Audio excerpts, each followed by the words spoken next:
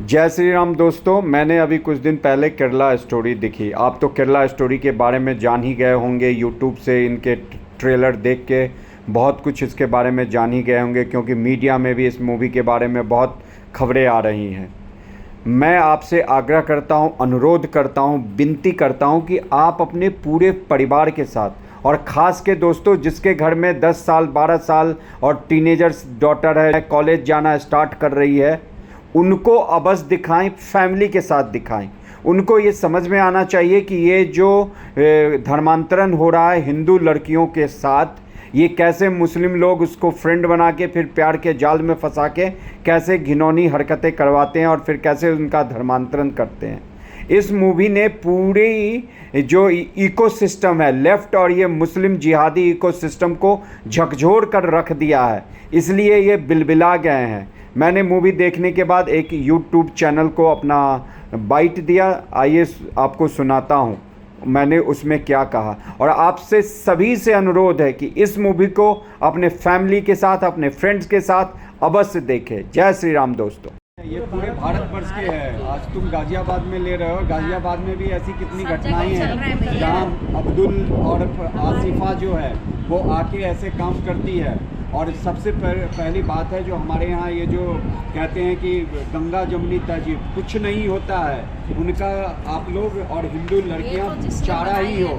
जो सीरिया और ये जो दिखाया गया है ये सचमुच की घटना पे है।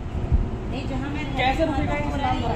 देखो, इस्लाम हमें धर्म से प्रॉब्लम नहीं है, समस्या नहीं है। वो भी रहे भारत में, उनका भी स्वीकार होना चाहिए। वो भी जैसे रहें, हमें वैसे इस्लाम धर्म मानने वाले चाहिए। जो डॉक्टर अब्दुल कलाम आज़ाद थे, जो हमीद थे, हमारे देश के लिए शहीद हुए, जो अभी केरला के राज्यपाल हैं, हमें ऐसे मुस्लिमों की भारतवर्ष में बहुत ज़रूरत है। बिस्मिल्लाह खान जी को देख लीजिए, ऐसे मुस्लिम माइंडसेट भारत में होने चाहिए। ये नहीं कि आप देखोगे अभी कर्नाटक में बीजेपी कल चुनाव हार गई, वहाँ देखो इस्लामिक झंडे लहरा रहे हैं। आखिर क्यों लहरा रहे हैं भाई? ये भारतवर्ष है ना, तो फिर आप कैसे यहाँ पे ऐसे झंडे लहरा सकते हो?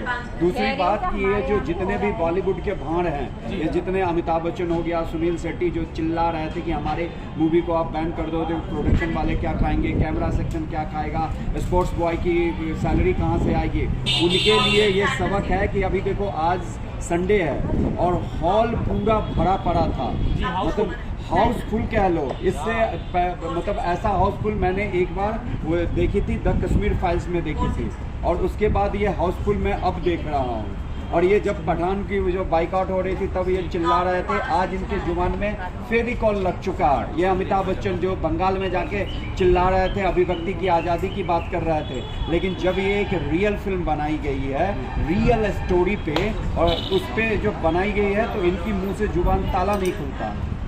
लड़कियाँ बोलती हैं हमारा अब्दुल ऐसा नहीं है। देखिए, यही तो सबसे बड़ी बात है कि हम जैसे जागरूक लोगों को, आपको भी, कि उस अब्दुल की और उस आसिफा की जो स्टोरी सबको दिखानी पड़ेगी।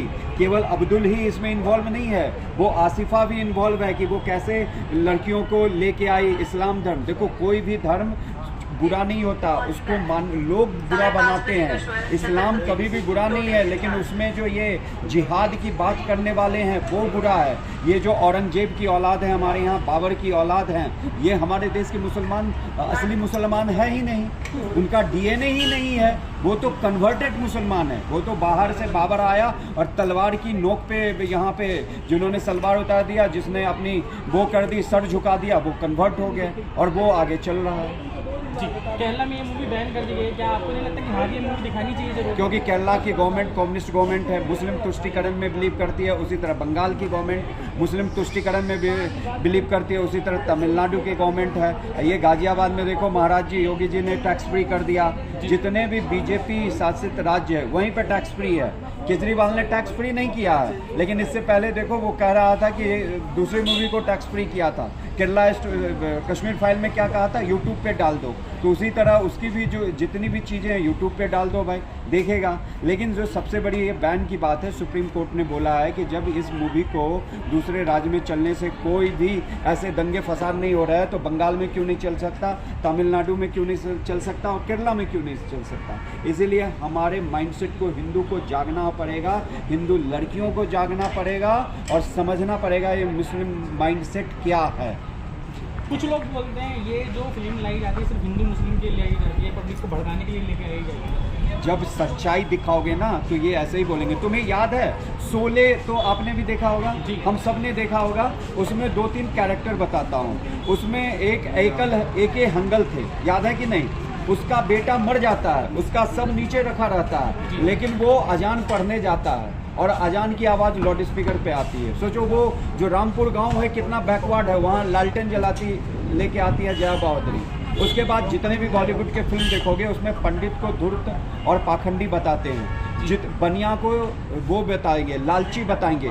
क्यों नहीं किसी शेख को, किसी पठान को लालची बताता है? क्यों नहीं किसी मौलवी को धूर्त और चालाक बताता है? तो ये बॉलीवुड का नेक्सस है पूरा, और ये आज से नहीं है, जब से ये बॉलीवुड बना है ये हमारे सनातन धर्म पे कुठाराघात करता है। और हम हिंदू जो यंगस्टर्स है वो समझते हैं ये तो मूवी है, ऐसे ही चलता है, इसके कहने देने से क्या होगा। लेकिन ये चीज़ समझना पड़ेगा कि वो जो सिनेमा होता है एक मीडियम होता है, मास कम्युनिकेशन में इसको मास मीडिया बोलते हैं, जो लोगों को जागृत करने का। वो इतने 75 साल से ऊपर से हमारे हिंदू सनातन धर्म को दिखा रहे हैं कि जो धूर्त है पंडित धूर्त है, बनिया चालाक है। लेकिन अगर 2 फिल्म आ जाती है तो इनकी जो है ना वो पूरा सिस्टम हिल जाता है। अभी देखो जितने भी ट्विटर पे देखोगे वो जितने भी घाट पत्रकार है जो लेफ्टिस्ट प्रोपेगेंडा को बिलीव करते हैं वो सबके सब जागृत हो गए कि ये हिंदुओं और मुसलमान में ये वो क्या कहते हैं लड़ाई करवाएगा। अरे जब हम रियलिटी दिखा रहे हैं, जब तुम पीके जैसी मूवी बनाते हो और हमारे भोलेनाथ को दिखाते हो और उस पर मजाक उड़ाते हो, तब तो कहीं कुछ नहीं हुआ। और आज जब रियलिटी दिखा रहे हो तो तुम्हारी फटी पड़ी है।